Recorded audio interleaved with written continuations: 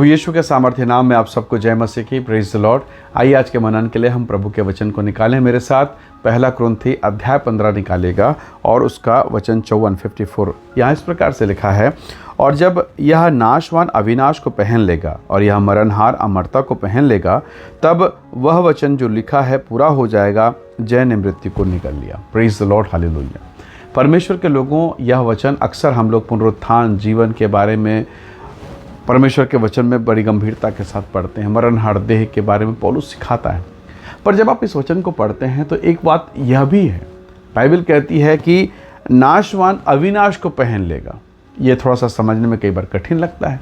तो एक नाशवान अविनाश को पहन लेगा तो क्या होगा, जरा सोचिए। आप बारिश का मौसम है, आपको बाहर निकलना है, और अगर आपके पास रेनकोट नहीं होगा तो क्या होगा? बारिश के बूंदे आपको भिगा देंगे, आपके शरीर को गीला कर देगी, आप भीग जाएंगे। और बारिश का जो प्रभाव होगा, हो सकता है ठंडी लगे, हो सकता है आपको सर्दी हो जाए, ये सारा प्रभाव आपके बदन पे होगा।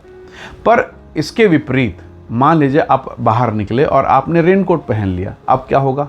आपने बारिश को रोका क्या? नहीं, बारिश को आप नहीं रोक सकते। आप रोक भी नहीं सकते ना। बारिश रुका है, लगातार हो रहा है। पर क्या बारिश का प्रभाव आपके बदन पर, आपके शरीर पर होगा क्या? तो आपका उत्तर होगा बिल्कुल नहीं। क्यों? क्योंकि आपने रेनकोट पहन लिया है। हालेलुया, आपने रेनकोट पहन लिया। अब बारिश की बूंदें बड़ी तेजी के साथ आपके शरीर से टकरा रही है, पर चूंकि आपके शरीर पर रेनकोट है इसलिए वो टकराएगा जरूर, पर वो अंदर नहीं जा पाएगा, वो बाहर टकरा कर व्यर्थ हो जाएगा। मानो ऐसा ही है जैसा परमेश्वर के वचन में लिखा है ना, कि जितने हथियार तेरी हानि के लिए बनाए जाएंगे उसमें से एक भी तुझ पर सफल नहीं होगा। तो कहने का मतलब ये है, जब पौलुस कहता है नाशवान देह अविनाश को पहन लेगा, कितनी बार मैं और आप इसी दशा में होते हैं। मसीह, जैसे मैंने रेनकोट बताया, यीशु मसीह का उदाहरण देकर उस रेनकोट को मैंने आपके सामने रखा। कई बार वैसे ही हम जीवन बिताते हैं। पर जब मैं मसीह को धारण कर लेता हूँ, रेनकोट को धारण कर लेता हूँ, मैं मसीह को पहन लेता हूँ, या दूसरी भाषा में क्या कहना चाहिए, रेनकोट को मैंने पहन लिया, ये एक शब्द है।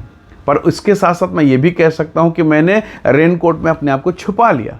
तो वैसे ही जब मैं कहता हूँ कि मैंने मसीह को धारण किया, या दूसरे शब्दों में कहूँ मैंने मसीह में अपने आप को छुपा लिया, तो शैतान मेरा कुछ नहीं बिगाड़ सकता, परिस्थितियाँ मेरी कुछ नहीं बिगाड़ सकती, क्योंकि मैं मसीह में छुपा हुआ हूँ। जो कुछ होगा वह परमेश्वर की मर्जी के बगैर मेरे जीवन में कुछ भी नहीं हो सकता। हालेलुया। तो परमेश्वर का वचन हमें सिखा रहा है। बाइबल कहती है जब मैं उसे धारण कर लेता हूँ, पहन लेता हूँ, तो मरणहार दशा अविनाशी में परिवर्तित हो जाता है। वो जो नाशवान है उस अमरता में परिवर्तित हो जाता है। तो प्रभु के लोगों, आज चर्च में, कलीसियाओं में आप बड़ी गवाही सुनते हैं, मैं मरने की दशा में था, मैं लाचारी में था, मैंने यीशु को जाना, मैंने यीशु को मान लिया, मैंने वचन को पढ़ा, मैंने चंगाई पाली। कितनी गवाहियाँ। ये क्यों हो रहा है? क्योंकि ये वो लोग हैं जो यीशु को पहन रहे हैं, जो मसीह को पहन रहे हैं, जो मानो वचन में अपने आप को छुपा लेते हैं। हालेलुया। और इनके जीवन में चमत्कार हो रहा है, इनके जीवन में चमत्कार और महिमा की बातें।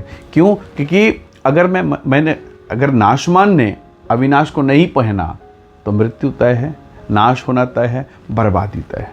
पर वो नाशवान जब अमरता को पहन लेता वो मजबूत हो जाता है। जरा सोचिए, लोहे का रॉड कितना मजबूत है, उसमें कितनी ताकत है। पर वही लोहे का रॉड जब बालू और सीमेंट, रेती, गिट्टी, इन सब से मिलकर वो लोहा जब उसमें छुप जाता है, इतना मजबूत हो जाता है, बड़ी बड़ी बिल्डिंगें, ओवरब्रिज, फ्लाई ओवर ब्रिज, बड़े बड़े ब्रिज खड़े हो जाते हैं। पर उसी लोहे को पानी में डाल के अकेला रखिए, वो लोहा सड़ जाएगा, गल जाएगा, जंग लग जाएगा, ख़त्म हो जाएगा।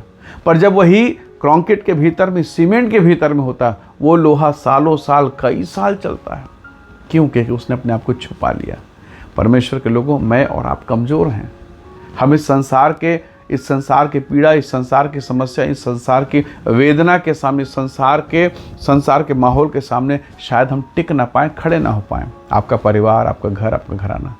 पर बाइबल कहती है जो मुझे पाता है वो जीवन को पाता है।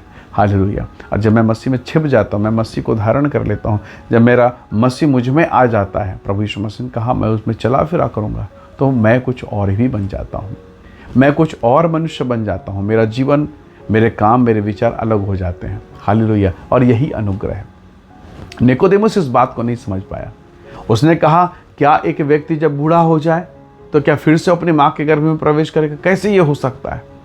तो यीशु मसीह ने उसे समझाया, जो शरीर से जन्मा वो शरीर, और जो आत्मा से जन्मा वो आत्मा है। बहुत बार हमें परमेश्वर का वचन नहीं समझ में आता, कई बार ये चीज़ें समझ में नहीं आती। जैसे आप डॉक्टर के पास जाते हैं, डॉक्टर जब टेबलेट मेडिसिन या इंजेक्शन जब देता है तो क्या आपको ये समझ में आता है? पर आप उसे लेते हैं, दर्द होता है, कड़वापन लगता है, पर आप उसे ले लेते हैं, ग्रहण करते हैं, बदले में पैसा भी देते हैं, ये सोचकर खा लेते हैं, ये सोचकर ग्रहण कर लेते हैं कि जो मुझे लगा रहा, जो मुझे इंजेक्शन लगा रहा, जो दवाई मुझे लिख रहा है वो विद्वान है, वो डॉक्टर है। तो प्रभु के लोगों, जब एक डॉक्टर की बात, एक वैद्य की बात को हम इतनी गंभीरता से लेते हैं, तो जो डॉक्टरों का डॉक्टर, वैद्यों का वैद्य, जो जीवित परमेश्वर है, उसकी बातें कितनी गंभीरता के साथ हमको लेनी चाहिए। बहुत बार हम परमेश्वर के वचन को गंभीरता के साथ नहीं लेते हैं। हम डॉक्टर के बताए गए नियम का पालन करेंगे, ये नहीं खाना, वो नहीं पीना, ये ऐसे मत करना, वैसे हर परहेज को हम पालन करते हैं। पर क्या हम परमेश्वर के वचन का पालन कर रहे हैं?